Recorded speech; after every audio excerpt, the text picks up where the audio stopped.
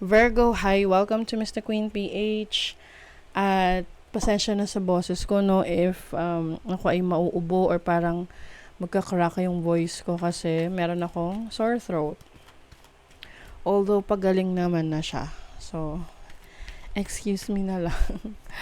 So, this reading is about what's coming to you in the next 2 weeks from the time na mapanood nyo ang reading na ito. Ayan.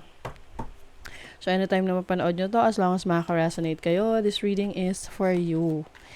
And if you're interested in private readings, meron tayong link sa description at sa pinned comment. Paka-check nyo na lang information kung paano mag-book for a private reading. And please subscribe to our channel to show your support. Like, share this video, at comment na rin kayo kung kayo ay naka-resonate. And thank you sa mga hindi nagsiskip ng ads. Okay, let's see Virgo.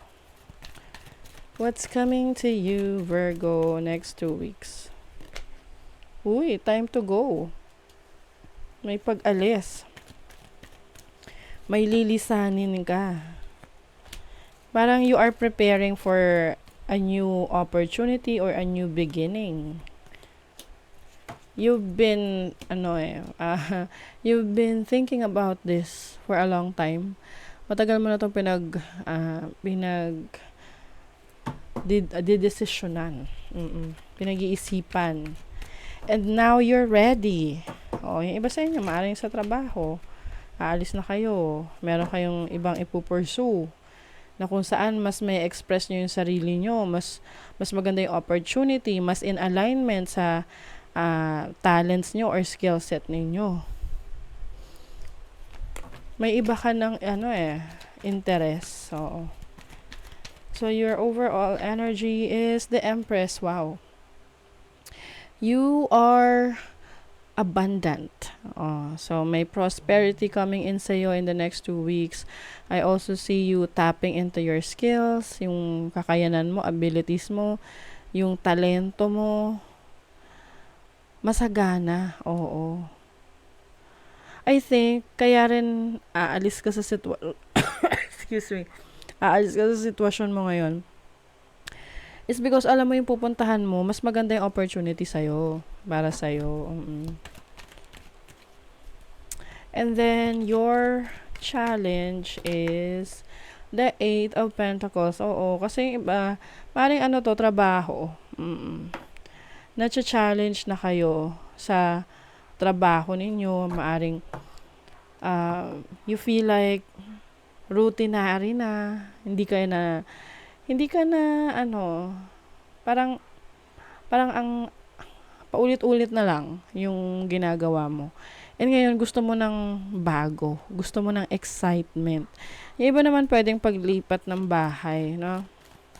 Maipaglipat ng bahay. Let's see your opportunity. Wow, High Priestess.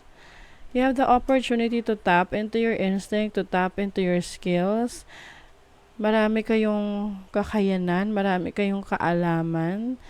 Parang alam mo yung energy ng graduation. Oo, kaya ka aalis kasi graduate ka na no? Pwedeng literal graduate ka na, or ibig sabihin nun, alam mo na master mo na yung isang area of life and it's time for you to explore other interests, no? Na very exciting sa'yo and interesting.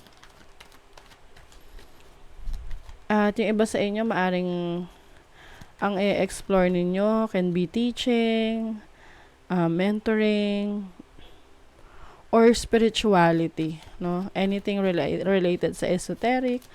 You're going to hone your psychic abilities. And then your blessing is the King of Pentacles. Ang ganda niya as a blessing kasi this is about having the things that you need, no? Provided sa'yo yung mga pangangailangan mo, especially your resources, no? Oo, kung kailangan mo ng pera, meron. Kung kailangan mo pagkain, meron. Yung mga pangangailangan mo, provided sa'yo. I also see someone here na mapopromote. Kaya siguro meron time to go kasi marerelocate ka na or malilipat ka na sa isang mas magandang posisyon sa trabaho. Kung sa negosyo naman, pwedeng yung iba sa inyo, nag-i-improve na yung negosyo nyo. So, maaring nagle-level up, no? Nagdadagdag na kayo ng product, services, branches. So, talagang lumalago. Wow, o 'di ba? May fish. 'Di ba ang fish it symbolizes prosperity. Fortune, ganda. You have mice na meron at meron diyan na parang nakamasid sa'yo na alam mo yung may mga tao na kapag nakita nila ang isang tao na hindi ko masabi yung word, gumaganda yung buhay, umaangat, parang feeling nila, kailangan mo rin silang tulungan or parang you owe something from them, to them, parang kailangan magbigay ka sa kanila. 'Di ba? Okay lang sana kung meron silang naitulong sa inyo habang inaabot nyo yung mga goals nyo. Pero kung wala, 'di ba? Sino ba sila? Ayan yung iba sa inyo meron kayong hidden enemies. So, ito yung mga taong akala mo sumusuporta sa'yo, but actually, they don't like you achieving your goals and your dreams. And they don't like you na working. Hindi nila nagugustuhan na parang lumalaban ka para sa pangarap mo. Wag mo na silang pansinin. Tinan mo, snake pa, talaga naman. Yung iba sa inyo kamag-anak nyo to, Yan yung maaring ina-underestimate yung kakayanan mo. Tapos, nung nakita nila na may pinapatunayan ka sa sarili mo, na nagiging successful ka, tapos, parang pinapakita mo sa kanila na mali sila ng akala sa'yo, 'di ba? So, yun yung ayaw nila. Excuse me. Ayan, mag-ingat kasi mayroon ditong financial loss na you didn't see coming. Kaya mag-ingat ka sa mga taong pagkakatiwalaan mo. Kasi pwedeng iba dyan, sinasadya, no? Halimbawa, hiram sa'yo ng pera, kamag-anak mo. Hingi ng tulong, ganyan. Tapos yung pala, hindi na ibabalik sa'yo, ganon. So, it will definitely affect your finances. Diba? Kasi yung iba sa inyo matulungin. Oo. Yung iba naman, yung pagtulong ninyo, gagawin nyo more on charity work. Yung mga hindi nyo kilala or yung mga pwedeng meron kayong mga service na gagawin for others. Also have divination. So, yung iba sa inyo, Virgo, maaring ang source of income ninyo related sa spirituality, sa divination. Pwedeng kayo tarot reader rin or astrologer, healer. And then sa love life, we have romance, playfulness, and passion. Wow! Medyo mainit-init ang inyong love life, Virgo. Maaring, if you're in a relationship right now, I think you are exploring your intimacy with your person. You are going to spend more time, no? So, mas may time ka ngayon sa person mo. Maaring mas lalabas kayo together. Lalo na kung kayo nagkaroon ng long distance relationship and then in the next 2 weeks kayo ay magkikita. 'Di ba? Alam na. Medyo magiging busy kayo. If you are single, possible na merong itong person na to, matagal mo nang nakakasama, pwedeng kaibigan mo, na merong gusto sa'yo, no?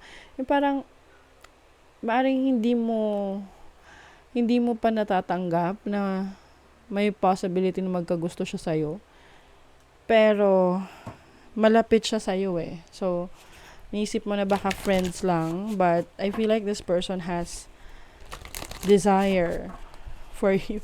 Parang may hidden desire sa'yo, ganon.